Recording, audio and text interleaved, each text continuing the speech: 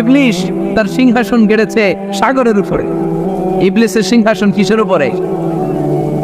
বিশাল বড় সাগর আর মহাসাগরের উপরে ইবলিস শয়তান তার সিংহাসন নিয়ে বসা। প্রতিদিন সকালবেলায় শয়তানগুলোরে মানব রাজ্যে পাঠিয়ে দেয়, যা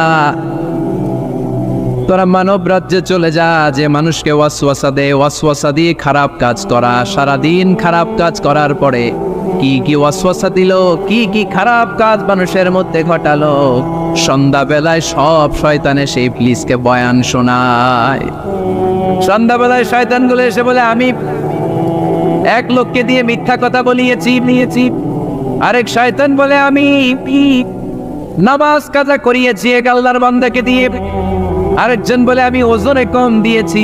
আরেকজন বলে, আমি সুদের ব্যবসার মধ্যে টাকা লাগানোর ব্যবস্থা করে দিয়েছি। এক একজন এক একটা ওয়াসওয়াসা দিয়ে আল্লাহর মুমিন বান্দাদেরকে ধোঁকা দিয়েছে। এগুলোর ফিরিস্তি এসে সব শয়তানেরা ইবলিসকে শোনায়, কিন্তু কোনো কথাতে ইবলিসের মন ভরে না। কোনো শয়তান এসে বলে, আমি তো এমন মদের আড্ডাখানায় নিয়ে গেছি আল্লাহর বান্দাদেরকে, এগুলো নামাজই পড়ে নাই, খালি মদ খেয়েছে। আবার কিছু শয়তান এসে বলে, আমি ক্যাসিনোতে নিয়ে গেছি, ওখানে খালি জুয়া খেলছে। আবার কিছু শয়তান এসে বলে, আমি বাজারের মধ্যে ফরমালিনের এই ওয়াসওয়াসা ঢুকাই দিস। একটার পর একটা শয়তানি ফিরিস্তি তারা ইবলিসকে শোনায়, কিন্তু কোনো কাজে ইবলিসের মন ভরাতে পারে না। একজন এসে বলে, আনা মা তারাকতুহু বাইনার রাজুলি ওয়া ইমরাআতি হাত্তা ফাররাকতু, আমি একজন ইমানদার নারী পুরুষের মধ্যে ঝগড়া লাগায়া ওই ঝগড়া বাড়াতে তালাক পর্যন্ত নিয়ে গেছে। নাউজুবিল্লাহ পড়বেন না? শয়তান এবার তার উপর খুশি হয়ে যায়। সব শয়তানগুলোকে ঠেলে ইবলিস এই শয়তানকে কাঁধে তুলে নাচতে শুরু করে দেয়। কারণ মুমিন বান্দার সংসার যদি ভেঙে যায় শয়তান খুশি হয়ে যায়, আর মুমিন বান্দার সংসার টিকে থাকলে খুশি হয়ে যায় কে? এজন্য নীলফামারীর ভাইয়েরা, ঝগড়া করা যাবে না। দাম্পত্য জীবনকে সুখী করতে চাইলে ঝগড়াকে আমরা নো বলে দিব। ঝগড়া অনেক সময় হবে, কিন্তু এটাকে বাড়তে দেওয়া যাবে না, এটাকে আমরা স্পেস দিব না, ওইখানে থামাই দিতে হবে। রাজি আছেন তো সবাই? আল্লাহ রাসূল সাল্লাল্লাহু আলাইহি ওয়াসাল্লামের ফ্যামিলিতে ঝগড়া হতো। আম্মা জান আয়েশা রাদিয়াল্লাহু তাআলা আনহার সাথে আল্লাহ রাসূল সাল্লাল্লাহু আলাইহি ওয়াসাল্লামের ঝগড়া হতো, হাদিসে পাওয়া যায়। কিন্তু এগুলো ছিল মধুর ঝগড়া, সুন্দর ঝগড়া। সুবহানাল্লাহ পড়েন। আল্লাহর হাবিব বলেন, ইয়া আয়েশা ইন্নী লা আ'লামু ইযা কুনতি আন্নী রাদিয়া ওয়া ইযা কুনতি আলাইয়া গাদবা। ও আয়েশা, তুমি কখন আমার উপর রেগে থাকো সেটাও আমি বুঝি, আবার কখন খুশি থাকো সেটাও বুঝি। আম্মা জানা এসে বললেন, ইয়া রাসূলুল্লাহ, ইয়া হাবিবাল্লাহ, কেমন করে আপনি বোঝেন যে আমি আপনার উপর রেগে আছি, আবার কেমন করে আপনি বোঝেন আমি আপনার উপর সন্তুষ্ট আছি? বিশ্বনবী বললেন, আয়েশা, তুমি যখন আমার উপরে খুশি থাকো, আমার উপর যখন তুমি রাজি থাকো, তখন তুমি দোয়ার সময় এইভাবে দোয়া করো, ওয়া রাব্বি মুহাম্মদ, মুহাম্মাদের রব, আপনি আমাদের সব গুনাহগুলো মাফ করে দেন। আর যখন তুমি আমার উপর রেগে থাকো, তখন তুমি আমার নামটা মুখ দিয়ে উচ্চারণ করো না। আয়েশা, তখন তুমি দোয়ার সময় বলতে থাকো, ওয়া রাব্বি ইব্রাহিম, ইব্রাহিমের রব, আপনি আমাদের সব গুনাহগুলো মাফ করে দেন। যখন তুমি খুশি তখন আমার নামটা মুখে নাও, যখন তুমি আমার উপর রেগে থাকো তখন তুমি আমার নামটা মুখে নিতে চাও না। আম্মা জান আয়েশা বললেন, ইয়া রাসূলুল্লাহ, ইয়া হাবিবাল্লাহ, মা হাজুরু ইল্লা ইসমাক, আমি শুধু আমার মুখ থেকে আপনার নামটারে সরায় রাখি, আমার হৃদয় থেকে কোনোদিন আপনারে সরাতে পারি না। মা হাজুরু ইল্লা ইসমাক, নবী হে, আমি তো শুধু মুখ থেকে আপনার নামটারে বাদ দেই, আমার হৃদয় থেকে তো আপনারে বাদ দিতে পারি না। আমার হৃদয় পুরোটা জুড়ে শুধু আপনি আর আপনি। চিল্লায় পড়েন আল্লাহু আকবার। তার মানে আম্মা জান আয়েশাও আল্লাহ রাসূল সাল্লাল্লাহু আলাইহি ওয়াসাল্লামের উপর রেগে থাকতেন মাঝে মাঝে। বিশ্বনবী মাঝে মাঝে রাগ করতেন। একবার খুব বেশি রাগারাগি হয়ে গেল, অনেক ঝগড়া হয়ে গেল। এবার আল্লাহ রাসূল সাল্লাল্লাহু আলাইহি ওয়াসাল্লাম খেয়াল করলেন না, এত ঝগড়া তো করা ঠিক হবে না। তখন আল্লাহর হাবিব সাল্লাল্লাহু আলাইহি ওয়াসাল্লাম বললেন, আয়েশা, চলো মিটমাট করি। কি করি? হ্যাঁ, মিউচুয়াল করি না, মিটমাট। এই যে ঝগড়া লাগলে আবার যে মিলায় দেয়, এটা কি বলেন আপনারা নীলফামারীতে? মিটমাট। আল্লাহ হাবিব সাল্লাল্লাহু আলাইহি ওয়াসাল্লাম বলেন, আয়েশা, চলো আমরা মিটমাট করি, আমরা আর ঝগড়া না করি। আম্মা জান আয়েশা বললেন, ঠিক আছে, চলেন মিটমাট করি। বিশ্বনবী বলেন, ঠিক আছে, একজনকে নিয়ে আসি যে দুইজনের মাঝে মিটমাট করাই দিবে। কারে নিয়ে আন? ওমরে ফারুককে নিয়ে আসি। আম্মা জান আয়েশা বলে, না, ওমরু গলিদ, ওমরের মেজাজ গরম, আমার ভয় লাগে। সুবহানাল্লাহ পড়বেন না?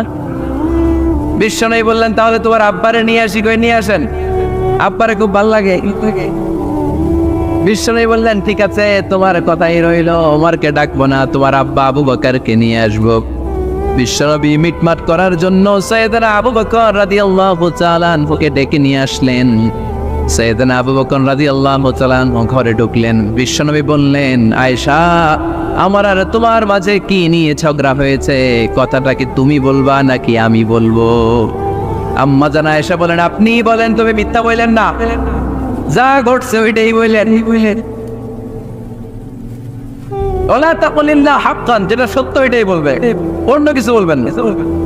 আবু বকর রাদিয়াল্লাহু তাআলা তো শুনে রেগে মেগে আগুন, কি এত বড় সাহস, বিশ্বনবীর সামনে দাঁড়িয়ে তুমি এভাবে কথা বলো, এই আদব শিক্ষা দিয়েছি তোমাকে আমি। রেগে গেলেন। বিশ্বনবী কি সত্য ছাড়া মিথ্যা কিছু বলবেন? রেগে মেগে চিৎকার করে মেয়ের গালের মধ্যে দিলেন এক চপেট আঘাত। এক থাপ্পড় খেয়ে আম্মা জান আয়েশা উল্টায় পড়লেন। আবার মারার জন্য সাইয়েদনা আবু বকর রাগে গড়গড় করছিলেন, মেয়েরে আবার মারার জন্য উদ্যত হলেন। বিশ্বনবী অবস্থা ভয়ঙ্কর দেখে সাইয়েদনা আবু বকরের সামনে দুই হাত মেলে এইভাবে দাঁড়িয়ে গেলেন। বিশ্বনবীকে যখন আবু বকর রাদিয়াল্লাহু তাআলা আনহু দাঁড়াতে দেখলেন, সাইয়েদনা আবু বকর মুহূর্তের মধ্যে থেমে গেলেন। সুবহানাল্লাহ পড়েন। সাইয়েদনা আবু বকর রাদিয়াল্লাহু তাআলা আনহু ঘর থেকে বের হয়ে গেলেন। এবার বিশ্বনবী আম্মা জান আয়েশার কাছে যেয়ে বলেন, ও আয়েশা, দেখো আমি তোমারে মাইর থেকে বাঁচাইলাম, আমি না থাকলে তোমার বাবা তোমারে আসে শেষ করে ফেলতো, ঠিক কি না? আমি বাঁচাইছি তোমারে। ইয়া আয়েশা কাইফা রাআইতিনি আনখাসতুকি মিনার রাজুল, দেখছো আয়েশা কেমনে বাঁচাইলাম তোমারে? আজকে আমি না থাকলে এমন পিটতে দিতে তোমার বাবা একেবারে খবর হয়ে যায়। আম্মা জান আয়েশা লজ্জায় পড়ে গেলেন, হেসে দিলেন। বিশ্বনবীও হেসে দিলেন। সুবহানাল্লাহ পড়েন।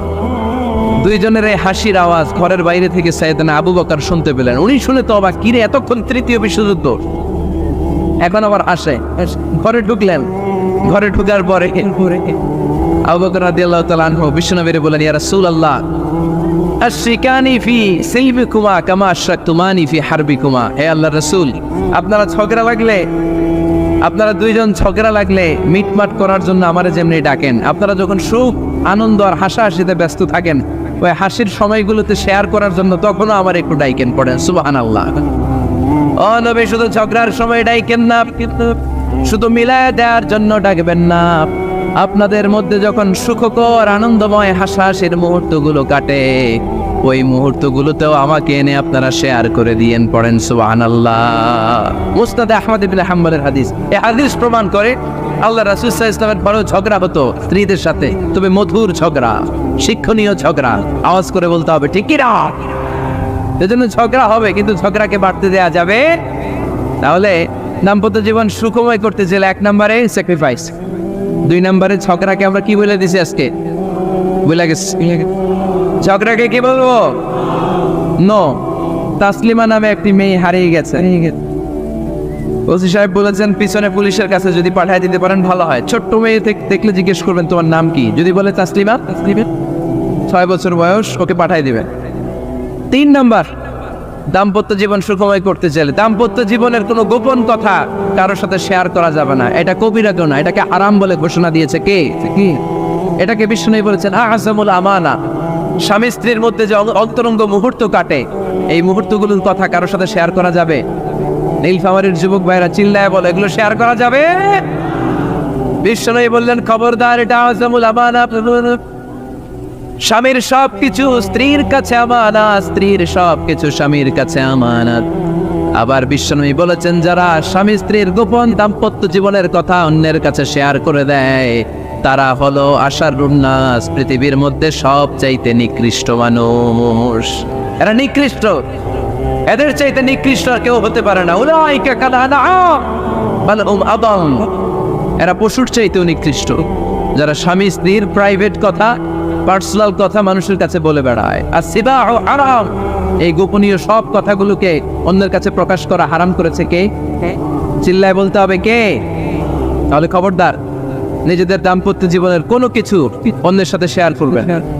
আমাদের বোনরা অনেক সময় একসাথে বসলে পেটের কথা, পিঠের কথা সব বলে ফেলায়, আছে না নাই? না বোনেরা, সব শেয়ার করলেও আপনাদের দাম্পত্য জীবনের কোনো কথা কখনো কারোর সাথে শেয়ার করতে পারবেন না। 4 নম্বর ফর্মুলা হচ্ছে অহেতুক সন্দেহ পরিহার করতে হবে। অনেক স্ত্রী আছে স্বামীরে খালি সন্দেহ করে, আছে না নাই? নীলফামারীতে এই সমস্যা নাই, আছে? এই যে ভুক্তভোগী পাওয়া গেছে, আছে না নাই? আছে। খালি সন্দেহ করে, এই তুমি ওদিকে তাকালে কেন, ওই বেটির দিকে তাকাইলা কেন, এই তোমার মোবাইল দাও, কারে ফোন দিলা দেখি, এই ফেসবুকের পাসওয়ার্ড দাও দেখি কি করছে, দেখি মেসেঞ্জারে কার সাথে চ্যাটিং করছে, আছে না নাই? এই যে অহেতুক সন্দেহ আপনার ফ্যামিলিটারে জাহান্নামের টুকরা বানায় দিন। আবার অনেক স্বামী আছে স্ত্রীকে খালি সন্দেহ করে, এদিকে তাকালে সন্দেহ করে, ওদিকে তাকালে সন্দেহ করে, বাসায় থাকলেও সন্দেহ, বাইরে গেলেও সন্দেহ, এরকম আছে না নাই? না, অহেতুক সন্দেহ এটা পরিহার করবেন। এই সন্দেহ খুব খারাপ জিনিস।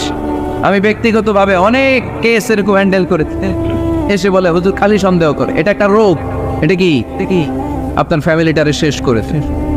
এই জন্য অহেতুক সন্দেহ পরিহার করবেন। হ্যাঁ, সত্যি যদি বড় কি আর কোনো ঘটনা ঘটে থাকে ওটা নিয়ে বসেন, ফেস টু ফেস কথা বলেন, ফ্যামিলি মিটিং করেন, সরাসরি সেটেল করার চেষ্টা করেন। কিন্তু অহেতুক সন্দেহ একটা রোগ। এই রোগ থেকে আল্লাহ তুমি দাম্পত্য জীবনকে বাঁচাও, আমরা আওয়াজ করে পড়বো আমিন।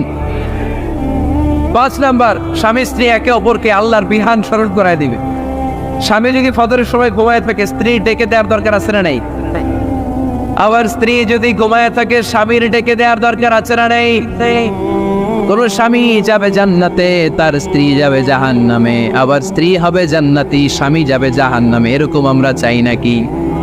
আমরা যখন জান্নাতে যাব, আমার স্ত্রীর হাত ধরে একসাথে জান্নাতে ঢুকতে চাই, ঠিক কিনা? আবার আমার স্ত্রী যখন জান্নাতে যাবে, সে একা ঢুকতে পছন্দ করবে? এজন্য আমরা দুনিয়াতে যেমনি এক ছাদের নিচে এক জায়গায় এক বাড়িতে, জান্নাতেও আমরা এক বাড়িতে থাকতে চাই। আওয়াজ করে বলতে হবে ঠিক কিনা? এই জন্য গবেষকরা বলেছে স্বামী স্ত্রীর ভালোবাসাটাকে তারা বলে লাভ পিরামিড। কি পিরামিড? লাভ পিরামিড। এই ত্রিভুজ আকৃতির। কিরে ভাই? আচ্ছা, লাভ পিরামিড, ত্রিভুজ আকৃতি, ট্রায়াঙ্গেল। আপনারা ত্রিভুজ চিনেন? কথা কয় না। ত্রিভুজের কয় কোণা? 3 কোণা। এই যে এরকম, তাই না? এই জন্য স্বামী স্ত্রীর ভালোবাসাটাকে বলে লাভ পিরামিড। উপরে এরকম সমুদ্রের মতো না, উপরে থাকে আল্লাহ, আর ডানে স্বামী বায়ে স্ত্রী, এই 2 কোণায় স্বামী স্ত্রী, আর উপরের কোণায় আল্লাহ। স্বামী স্ত্রী যদি আল্লাহর আনুগত্যের দিকে যেতে চায়, যতই তারা the couple come to Allah, they come closer to each other। তারা যদি আল্লাহর কাছাকাছি যায়, তারা নিজেরাও কাছাকাছি হয়, ঠিক কিনা? তারা আল্লাহর কাছে যেতে যেতে যেতে যেতে আল্লাহর ইবাদতে যদি একেবারে আল্লাহর কাছে চলে যায়, তারা নিজেরাও কাছাকাছি চলে যায়, ঠিক কিনা? আর তারা আল্লাহর আনুগত্য থেকে যত দূরে সরে, তারা নিজেরাও নিজেদের থেকে তত দূরে সরে পড়ে। চিল্লায় বলেন ঠিক কিনা? লাভ পিরামিড এটা। এই জন্য the closer the couple comes to Allah, the closer the couple comes to each other। কাপল স্বামী স্ত্রী আল্লাহর ভালোবাসা নিজের মধ্যে যত গাঢ় করবে, আল্লাহর আনুগত্য যত বেশি করবে, আল্লাহর ইবাদত যত করবে, নিজেরাও তত কাছাকাছি আসবে। আর আল্লাহরে যত বলবে, নিজেদের মধ্যে বড় বড় ফারাক করে দিবে কে? তাহলে এই 5টা বিষয় স্বামী স্ত্রী উভয়ের উপর বর্তায়। এগুলো মেনে চললে দাম্পত্য জীবনকে সুখময় করে দিবে কে? আল্লাহ। এবার আমরা শুনবো আমাদের বোনদেরকে, যে ডান দিকে আমি শুনলাম আমাদের বোনদের বিশাল প্যান্ডেল, আছে না নাই? আজকে বোনদের দিয়ে শুরু করি। স্ত্রীদেরকে আল্লাহ কি দায়িত্ব দিয়েছে একটা ফ্যামিলিকে সুন্দর করতে, একটা দাম্পত্য জীবনকে সুন্দর করতে? স্ত্রীর 1 নম্বর দায়িত্ব হচ্ছে she should make a comfort to her husband। স্ত্রীর উচিত স্বামীর জন্য ঘরটাকে প্রশান্তির নীড় বানিয়ে রাখা। কি বানিয়ে রাখা? প্রশান্তির নীড়। স্ত্রী হওয়া উচিত এমন যাকে দেখলে স্বামীর চোখ জুড়ায়, স্বামীর প্রাণ জুড়িয়ে যায়, স্বামীর হৃদয়টা ঠান্ডা হয়ে যায়, ঠিক কিনা? আর স্ত্রীর দিকে তাকালে যদি মেজাজ গরম হয়ে যায়, মেজাজ খিটখিটে হয়ে যায়, ঝামেলা আছে না নাই? ঝামেলা আছে। এজন্য মেহরবানি করে আমাদের বোনরা যারা, এমন কোনো কাজ করবেন না যেটা স্বামীর মেজাজকে খিটখিটে করে দেয়। কারণ আল্লাহ তাআলা আপনাদেরকে তৈরি করেছে লিতাসকুনু ইলাইহা, স্বামী আপনার কাছে গেলেই যেন তার হৃদয়টা প্রশান্ত হয়ে যায়, ঠিক কিনা? অনেক স্ত্রী আছে না জেনে না বুঝে স্বামীর সাথে এমন খিটখিটে মেজাজ দেখায় যেটা স্বামীর জন্য মেনে নেওয়া কষ্টকর। আমি একটা জরিপে পড়েছি, পৃথিবীর অনেক স্বামী স্ত্রীর কারণে হার্ট অ্যাটাক করে মারা যায়। আছে না নাই? এই তো ভুক্তভোগী পাওয়া গেছে। স্বামীর জন্য একটা ত্রাস হয়ে দাঁড়ায় স্ত্রী, ত্রাস। অনেক স্বামী আছে স্ত্রীর এরকম আচরণের কারণে, অতিরিক্ত প্রেসার ক্রিয়েট করার কারণে স্ত্রীদেরকে ভয় পায়। অবশ্য নীলফামারীর কোনো স্বামী তার স্ত্রীরে ভয় পায় না। ভয় পায় স্ত্রীরে ভয় পান কে কে দেখি?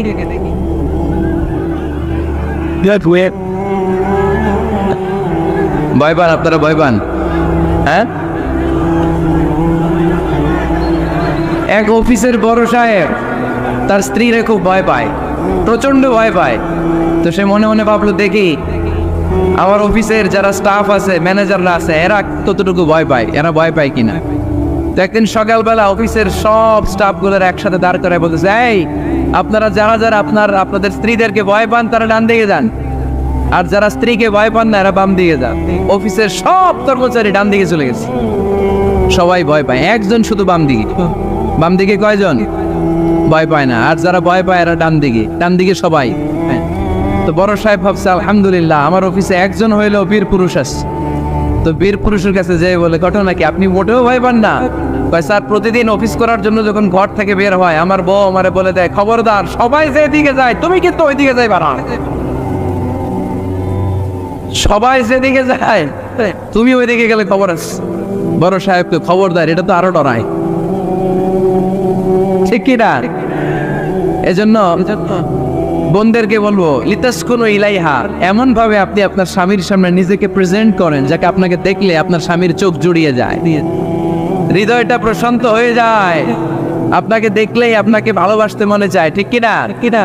এজন্য রব্বুল আলামিন বলেন, আমি নারীদেরকে তৈরি করেছি লিতাসকুনু ইলাইহা, যেন পুরুষেরা স্ত্রীদের সংস্পর্শ যখন পায় পুরুষদের হৃদয়টারে প্রশান্ত করে দেয় কে?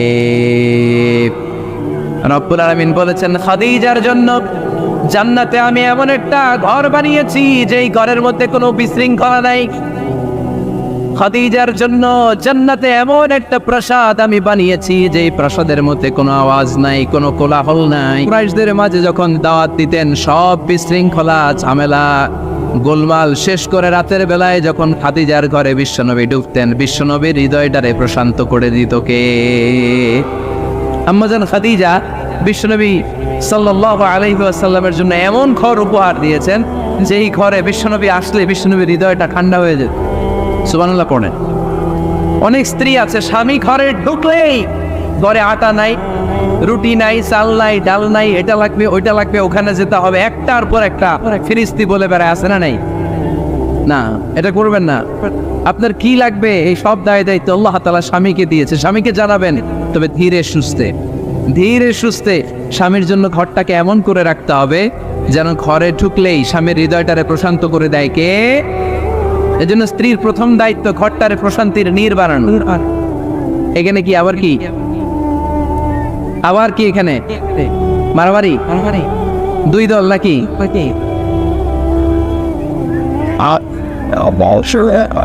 আপনাদের মনোযোগ আসছে না গেছে?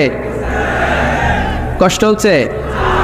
হ্যাঁ, অনেক রাত হয়ে গেছে তো, প্রায় 10:30। হ্যাঁ,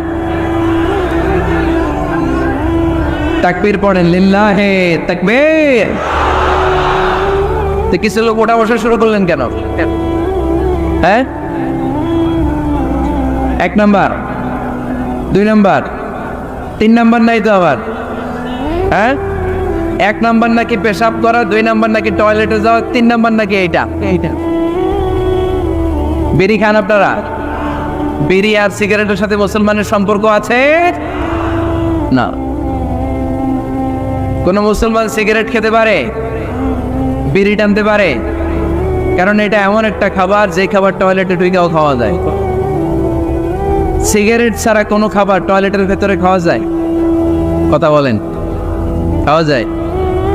এবং সিগারেট পৃথিবীর এমন খাবার যে খাবারের গায়ে এই খাবারের বদনাম লেখা থাকে, ঠিক কিনা?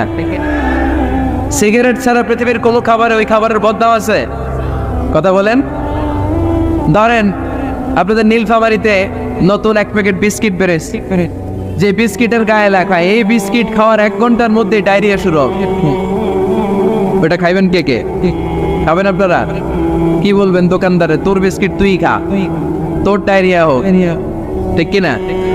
কিন্তু সিগারেটের গায়ে কিন্তু লেখা থাকে স্মোকিং কজেস ক্যান্সার, ধূমপান স্বাস্থ্যের জন্য ক্ষতিকর, ধূমপান কর্কট রোগের কারণ, ধূমপান করলে এটা বিষপানের শামিল।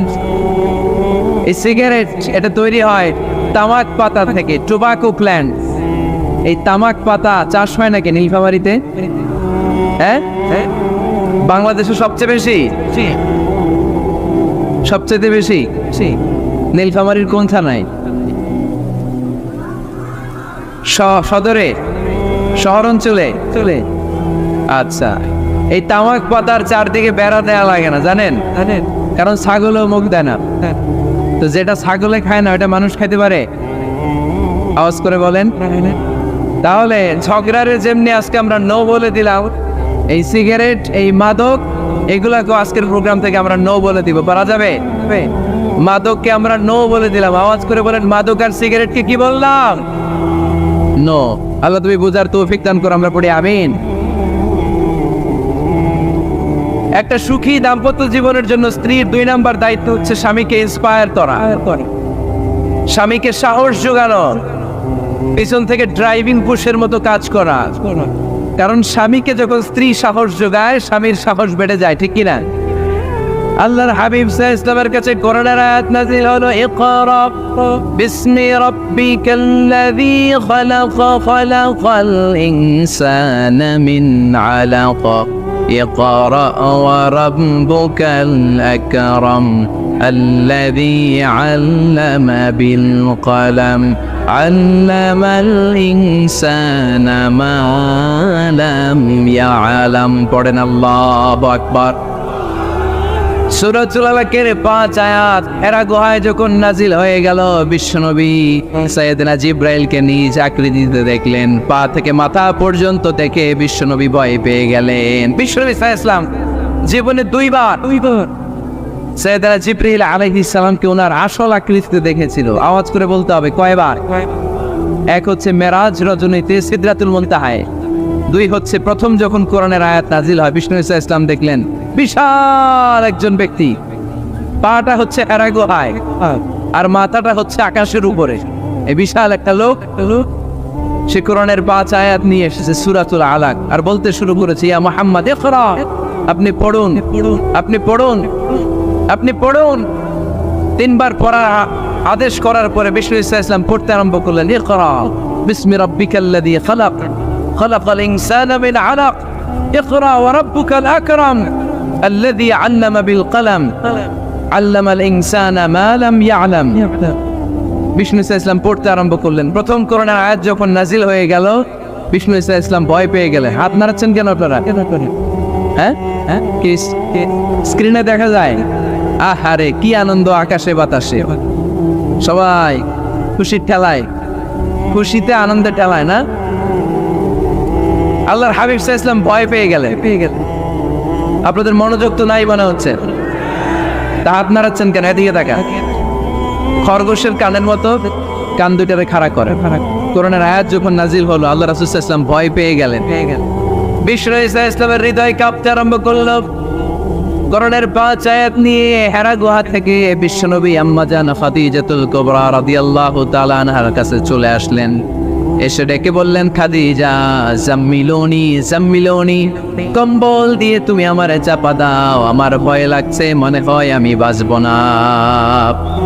আম্মা জান খাদিজা বললেন, কি হয়েছে আপনার? বিশ্বনবী বললেন, বিশাল বড় একটা লোক কোরআনের 5 আয়াত নিয়ে এসেছে। ওই লোকের পা হেরা গুহার মধ্যে, মাথাটা আকাশের উপরে, এত বিশাল সত্তা, বিশাল কোন মানুষ জীবনে আমি দেখি নাই। এসে সে পরিচয় দিয়েছে সে নাকি জিবরাইল ফেরেশতা।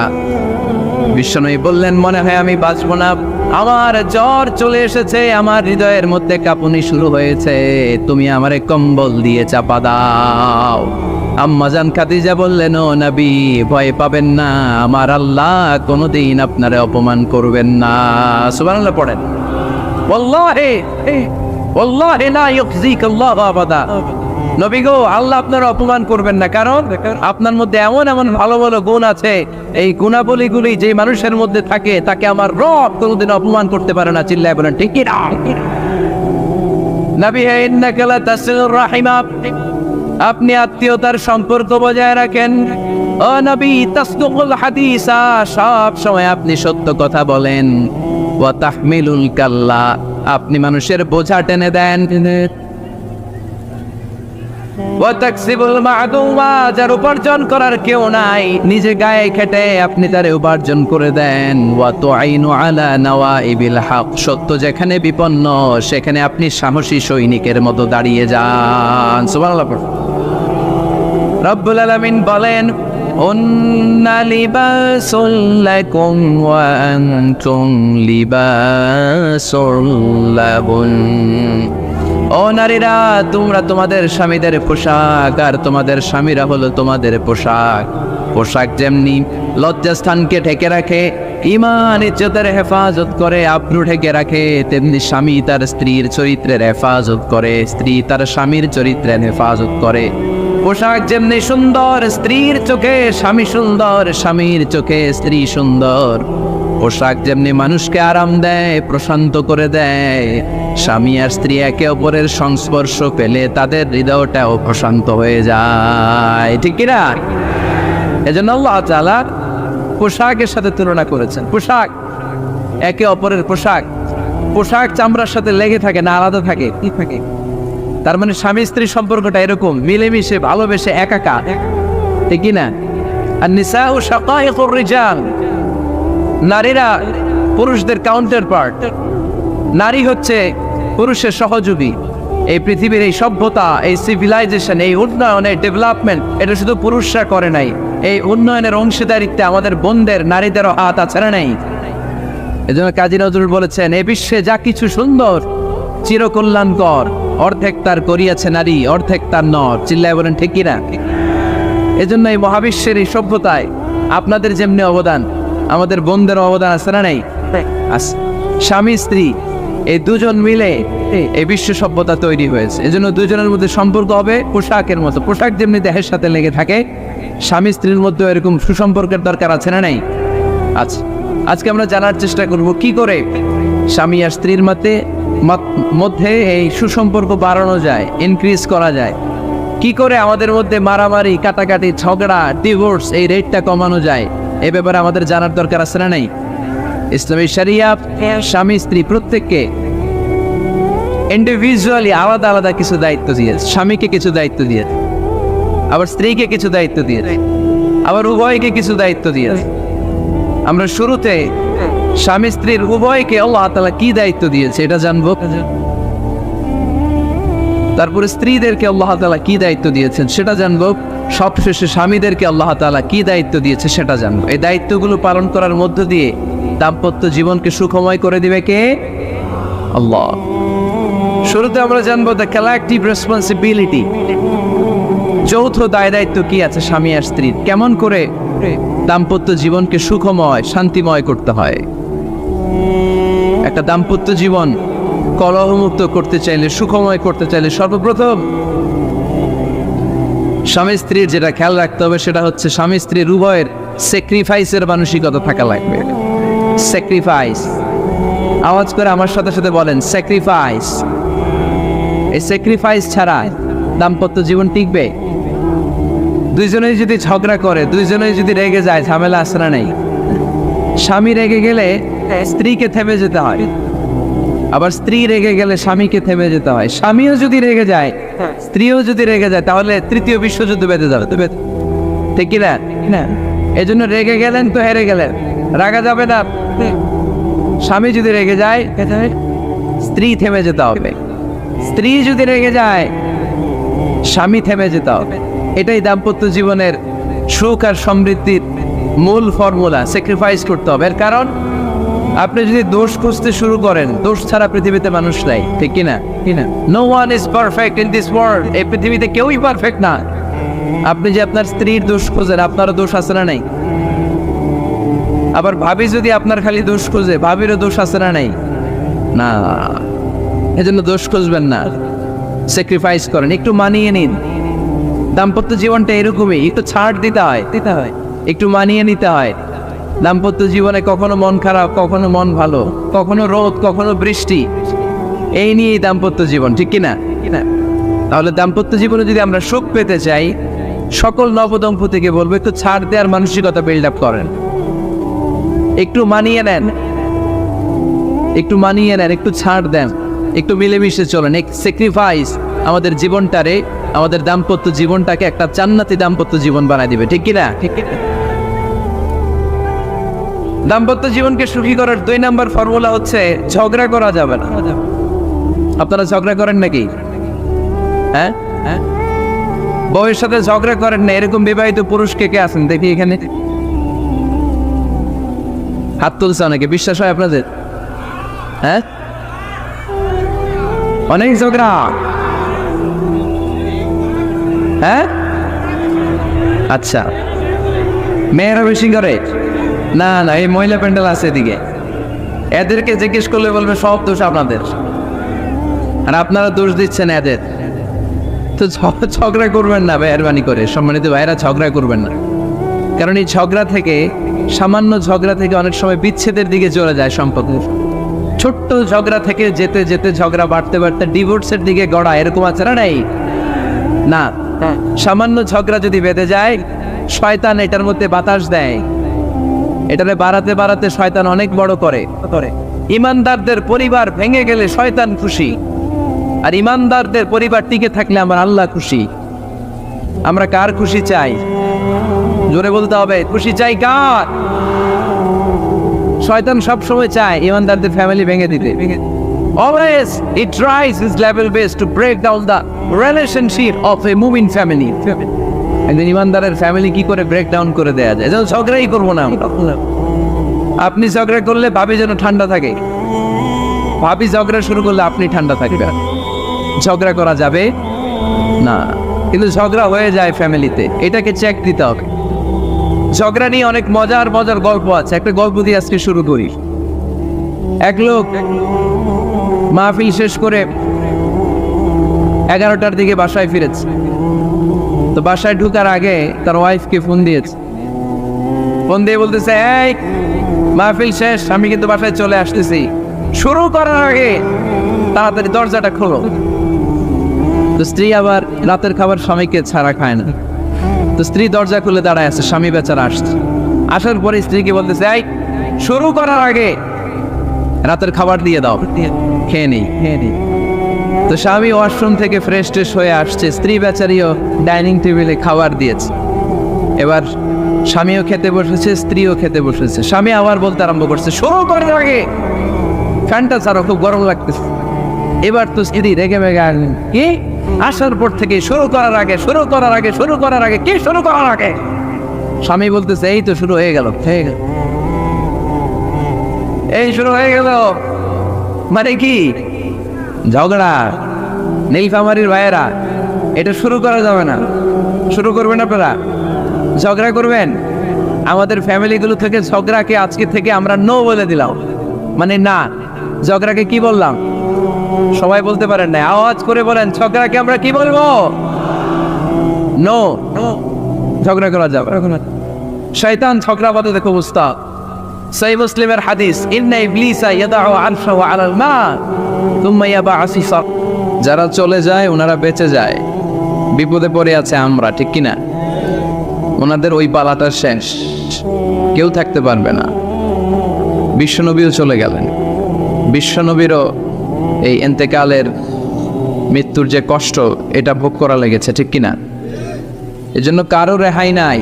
আকসিরু যিকরা হাযিমিল লাযযাত, জীবনের সব স্বাদকে পানসা করে দেয় ওই কষ্টের বিষয়, মানে মরণকে বেশি বেশি স্মরণ করো। কিন্তু আমরা মৃত্যুর কথা বেমালুম ভুলে যাই। আমাদের লাইফস্টাইল দেখলে মনেই হয় না যে আমরা এই পৃথিবী ছেড়ে চলে যাব, ক্ষণিকের জন্য এসেছি।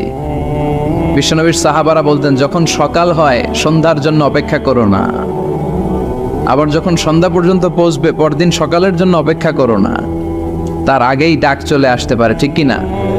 আবার বিশ্বনবী বলতেন, নামাজে যখন দাঁড়াও, সাল্লু সালাতান মুআদ্দিয়া, মনে করো এটাই তোমার জীবনের হতে পারে শেষ নামাজ। Perform the Salah as if this is your last and final prayer, এমনভাবে সালাত পড়ো মনে করো হতে পারে এটা জীবনের শেষ নামাজ। এজন্য কেউ থাকতে আসি নাই, চলে যাব। আমার নানা ভাই যেমনি চলে গেলেন আমরাও চলে যাব, ঠিক কিনা? শুয়ে আছেন আমাদের পাশেই, আমরা দোয়া করি আল্লাহ তাআলা ওনার কবরটাকে তুমি জান্নাতুল ফেরদাউসের বাগান বানাও, ওনার কবরের সাথে জান্নাতের একটা কানেকশন তৈরি করে দাও। আমার নানা ভাইয়ের যে স্বপ্নগুলো ছিল, যে অসমাপ্ত কাজগুলো ছিল, এগুলো যেন বর্তমান পীর সাহেব গোলাম পরওয়ার সাঈদী আরাফাত উনি আপনাদের সবাইকে একসাথে নিয়ে অসমাপ্ত কাজগুলো যেন সমাপ্ত করতে পারে, আমরা দোয়া করি। আমরা আওয়াজ করে পড়ি আমিন। আজকের এই প্রোগ্রামের সভাপতিত্ব করছেন মাওলানা গোলাম পরওয়ার সাঈদী আরাফাত, পীর সাহেব আড়াইবাড়ি দরবার শরীফ, কুমিল্লা। আল্লাহ পাক ওনার যোগ্যতাকে আরও বাড়িয়ে দিক। আপনাদের সবাইকে নিয়ে আড়াইবাড়ি দরবারের যত দায়িত্ব আছে সবগুলো দায়িত্ব যেন সুচারুরূপে উনি পালন করতে পারে, আল্লাহ তৌফিক দান করুন। আমার আগে কথা বলেছেন হযরত মাওলানা আল্লামা সাদিকুর রহমান আজহারি সাহেব, এর আগে কথা বলেছেন আমার আরেক নানা ভাই গোলাম সরওয়ার সাঈদী পীর সাহেব। দরবারের অনেক বড় বড় উলামায়ে কেরাম আজকে কথা রেখেছে, যারাই কথা রেখেছে নিশ্চয়ই কোরআন থেকে কথা বলেছে। সবগুলো কথা যেন আমরা আমল করতে পারি, আল্লাহ তুমি তৌফিক দাও। এই মাহফিলগুলোর অ্যারেঞ্জমেন্ট করা হয় যাতে আমাদের জীবনের পরিবর্তন আসে। আমরা আসলে ভুলে গেছি যে আমরা চলে যাব, মাটির কবরে কিন্তু আমাদের সবাইকে যেতে হবে, ঠিক কিনা? একদিন মাটির ভেতরে হবে ঘরে মন আমার, কেন বন্ধ দালান ঘর, প্রাণ পাখি উড়ে যাবে পিঞ্জর ছেড়ে,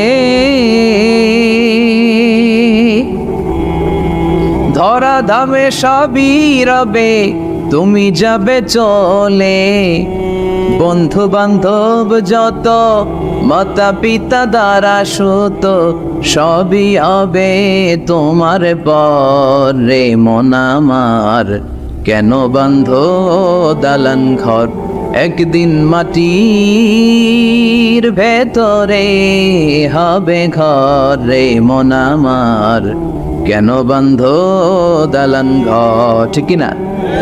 চলে যেতে হবে। এজন্য এটা যেন আমাদের মাথায় থাকে যে আমরা থাকতে আসি নাই, আমাদের আখিরাতটা যেন সুন্দর হয়, সবসময় এই চিন্তা রাখতে হবে। আমাদের মোরাল বেসিস, আমাদের ethical level is going down, ইখলাস তাকওয়া ইজ গোয়িং ডাউন। আল্লাহর উপর ভয়, আল্লাহর উপর অগাধ বিশ্বাস এবং আস্থা দিন দিন আমাদের কমছে, আর দুনিয়াকে পাওয়ার লোভ আমাদের বাড়ছে, ঠিক কিনা? কিন্তু আমরা থাকতে আসি নাই, চলে যাব। আমাদের অনেক লাগবে। গোটা বিশ্বে দেখবেন যে একটা প্রতিযোগিতা মানুষের মধ্যে, ছুটছে মানুষ পাগলের মতো, আরো লাগবে, আরো টাকা লাগবে, আরো সম্মান লাগবে, আমার আরো দাপট লাগবে, আরো জায়গা লাগবে, আরো ফ্ল্যাট লাগবে, আছে না নাই? বিশ্বনবী বলেন বনি আদমের প্রত্যেককেও যদি একটা স্বর্ণের পাহাড়ের মালিক বানিয়ে দেয়া হয়, কিসের পাহাড়? কথা বলেন। আচ্ছা, একটা স্বর্ণের পাহাড়ের মালিক যদি আপনি হন, আপনার পুরো 14 পুরুষ মিলে ওই স্বর্ণের পাহাড় যদি বিক্রি করেও খান, ওই পাহাড়ের অর্ধেকও শেষ করতে পারবেন? বিশ্বনবী বললেন প্রত্যেককে যদি একটা স্বর্ণের পাহাড়ের মালিকও বানিয়ে দেয়া হয়, প্রত্যেকে চাবে আরো একটা স্বর্ণের পাহাড় কেমনে নেওয়া যায়। কত বড় ডাকাত, ঠিক কিনা? ওয়ালা ইয়ামলা আফাহু ইল্লা তুরাব, কবরের মাটি ছাড়া কোনো কিছু বনি আদমের এই মুখকে বন্ধ করতে পারবে? আরো লাগবে, খাই খাই খাই খাই, আরো দাও, পাই নাই, এরকম অসন্তোষ আছে না নাই? অল্প খাবেন, অল্প পড়বেন, অল্প জমাবেন, অল্পের ভেতরে বরকত দিছে কে? এজন্য বেশি বেশি আমরা করব না, অল্পে সন্তুষ্ট থাকবো, আর শুকর করবো একজনের, তিনি কে? কারণ তিনিই পারেন আপনার মনের সব জ্বালা যন্ত্রণা দূর করে দিতে। আল্লাহ পাক আমাদেরকে সহি সমঝ দান করুক। সবাই পড়েন আমিন। আপনাদের কষ্ট হচ্ছে না তো? বলেন কি, রাত বাজে 11:30, শহরের ভেতরে এত রাতে কথা বলা যায়? হ্যাঁ, কথা বলা যাবে? তো আমরা খুব বেশি লম্বা চড়া সময় নিব না। শহরের মানুষ খুব ব্যস্ত থাকে, কারো অফিস আছে সকালে, কারো ব্যবসা প্রতিষ্ঠান খুলতে হবে। তো আমরা অল্প কয়েক মিনিট, অল্প সময় কথা বলবো, বেশি লম্বা সময় নিব না। তবে যতক্ষণ শুনবো মনোযোগের সাথে শুনবো, ইনশাল্লাহ পড়েন। আর ওঠা বসা করা যাবে না, করা যাবে? তো আমরা অল্প কয়েক মিনিট কথা শুনবো আমলের নিয়তে। আগে নিয়তটাকে খালেস করে নেই যে আল্লাহ, এই যে এত দামি সময় ব্যয় করে আমরা আসলাম, যা শুনবো এটা যেন আল্লাহ আমল করতে পারি। চিল্লায় পড়েন আমিন। আজকে কোরআনের সবচেয়ে দামি সূরাটা নিয়ে আমি কথা বলবো। সবচেয়ে দামি কোরআনে মোট সূরা কয়টা? সবাই বলেন। আমি যখন কথা বলি আমি ক্লাস নেই, তাফসির মাহফিলরে আমি বলি কি ক্লাস। তো ক্লাসে উত্তর করতে হয়। আমি সোজা কথার মানুষ, সোজা কথায় বিশ্বাসী, এত প্যাচগোজ নাই, সহজ কথা। আমি ক্লাস করি। আমি তাফসির মাহফিলকে নিয়েছি যে আমি প্রতিদিন রাতে একটা করে শীতকালে ক্লাস করি। তো এই ক্লাসে উত্তর দিতে হয়। টিচার যদি প্রশ্ন করে উত্তর দেওয়ার দরকার আছে না নেই? আর টিচার প্রশ্ন করে, টিচার শিখায়, ছাত্র অমনোযোগী, ফেল করার সম্ভাবনা আছে না নেই? তো আমরা যেন পাস করতে পারি, ঠিক কি না? যতক্ষণ কথা বলবো, প্রশ্ন করলে আওয়াজ করে উত্তর দিতে হবে, বাঘের বাচ্চার মতো, ঠিক কি না? আজকে কোরআনের সবচেয়ে দামি সূরাটা নিয়ে আমি কয়েক মিনিট কথা বলবো, ইনশাআল্লাহ। পড়েন। এবার বলেন কোরআনের সবচেয়ে দামি সূরা কি? হ্যাঁ? আর ইখলাস, আর ইয়াসিন, আর রহমান, আর বাকারা। বাকারা মানে কি? গাভী মানে কি? গরু। গাভী মানে নাকি গরু? তো গাভীর নামে আল্লাহ কোরআনে একটা সূরা দিলেন। গাভীর দুধ খাবেন বেশি বেশি। বিষ্ণু বলতেন আলাইকুম বি আলবানিল বাকার, তোমরা গরুর দুধ খেও। ফাইন্নাহা তুরাম্মু মিনাল আশজার, কেননা গরুর দুধ এটা ঘাস পাতার নির্যাস। গরু কি খায়? ঘাস খায়। আবার বিষ্ণু বলতেন গরুর গোশত খায়ও কম, দুধ খায়ও বেশি, কেননা ফাইন্না ফি লাবানিহা শিফা, গরুর দুধে আছে শিফা, ও ফি লাহমিহা দা, আর গোশতে আছে রোগ। এখন অনেক ডাক্তারের সিরিয়াল দিতে গেলে ডাক্তার বলে লাল গোশত যারা খায় এরা যেন আমার সিরিয়াল না নেয়, কারণ আমি যতই ওষুধ দিব কোনো কাজ করবে না। Red meat is strictly prohibited for my patient. আমার রোগীর জন্য লাল মাংস খাওয়া নিষিদ্ধ। গরুর গোশতের ভেতরে আছে রোগ, কোলেস্টেরল বেশি। খেয়াল রাখবেন, যেই প্রাণীর পা বেশি ওই প্রাণীর গোশতের ভেতরে কোলেস্টেরল বেশি। মাছের পা আছে? কথা বলেন। মাছে কোনো কোলেস্টেরল নাই, সুবহানাল্লাহ পড়ে। মুরগির পা কয়টা? দুইটা, তার মানে কিছু আছে, তাই না? গরুর পা কয়টা? তার মানে কোলেস্টেরলের পরিমাণ বেশি না কম? এবার বলেন চিংড়ি মাছের পা কয়টা? কয় হুজুর হিসাব নাই। তাহলে কোলেস্টেরলেরও হিসাব নাই। এগুলো কম কম খেতে হবে, ঠিক কি না? তো এজন্য দুধ খেতে হবে বেশি। জান্নাতে যারা যাবে আল্লাহ তাআলা জান্নাতীদের জন্য 4টা শারাবান তাহুরা রাখবেন। ওয়াসাকাহুম রাব্বুহুম শারাবান মাসালুল জান্নাতিল্লাতী ওয়াইদাল মুত্তাকুনা ফিহা আনহারুম মিন মাইন গায়রি আসিন وأنهار من لبن لم يتغير طعمه وأنهار من خمر لذة للشاربين وأنهار من عسل مصفى سبحان الله।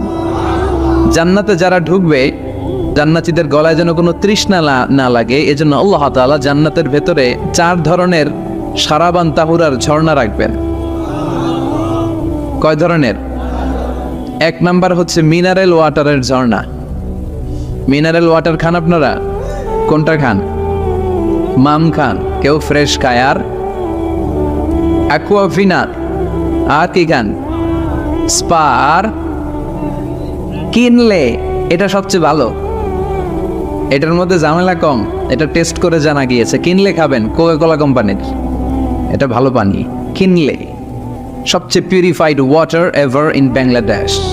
বাংলাদেশে পাওয়া পরীক্ষিত সবচাইতে বিশুদ্ধ পানি হচ্ছে কিনলে।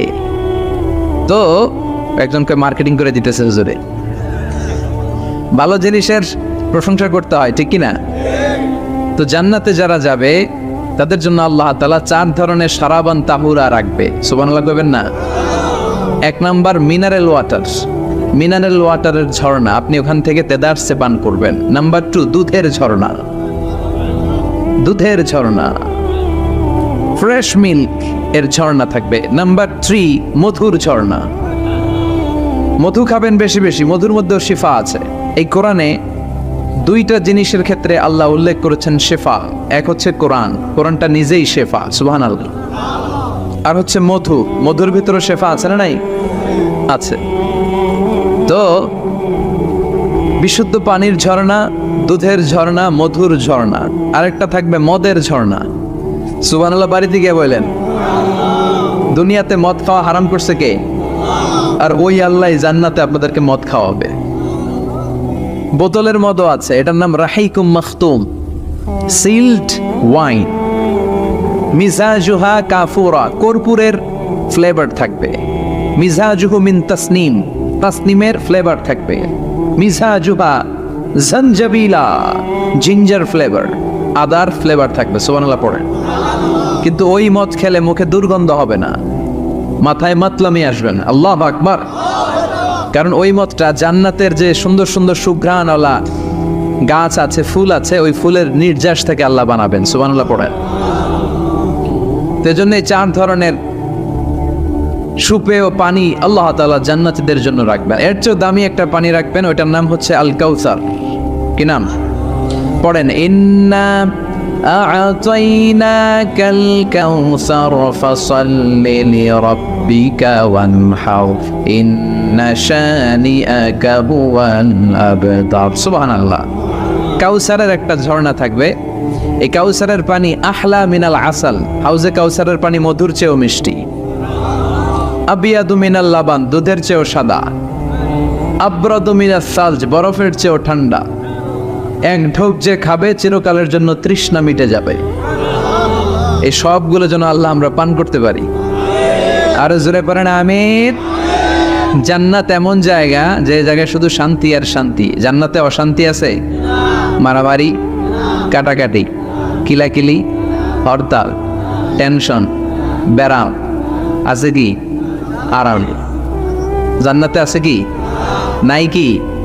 ব্যারাম। আরামের জায়গা, কোনো টেনশন নাই। জান্নাতের ভিতরে রোদ নাই, বৃষ্টি নাই, ভূমিকম্প আছে? দুনিয়াতে ভূমিকম্পের টেনশন হয় না? বন্যা আছে জান্নাতে? পুলিশের দৌড়ানি, র্যাবের দৌড়ানি আছে? বাড়ি ভাড়ার টেনশন, বিদ্যুৎ বিল, গ্যাসের বিল, গমে ধরে না আমাদের, ঠিক কি না? জান্নাতে কোনো টেনশন না। জান্নাত হচ্ছে আরামের জায়গা। আপনারা যারা যাবেন জান্নাতে 60 হাত লম্বা হয়ে ঢুকবেন।